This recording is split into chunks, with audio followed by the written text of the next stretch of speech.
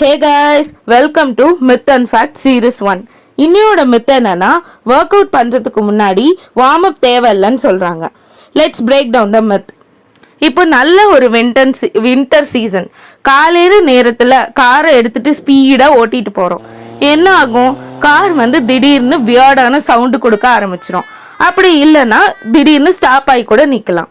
அதே மாதிரி நம்ம பாடியும் சடனாக நம்ம ரன்னிங்கோ வெயிட் லிஃப்டிங்கோ அத்லட்டிக் ஆக்டிவிட்டியோ ஸ்டார்ட் பண்ணும் போது கிராம்ப், மசில் கிராம்ப் வரலாம், ஸ்ட்ரெயின் ஆகலாம், ஈவன் சீரியஸ் இன்ஜுரி கூட வர வாய்ப்பு இருக்கு.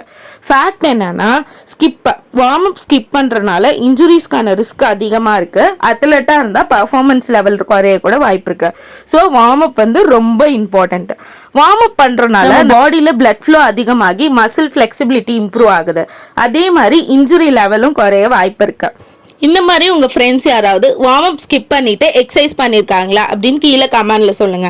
வீடியோ பிடிச்சிருந்தா லைக் பண்ணுங்க, ஷேர் பண்ணுங்க, சப்ஸ்கிரைப் பண்ணுங்க. Bye guys.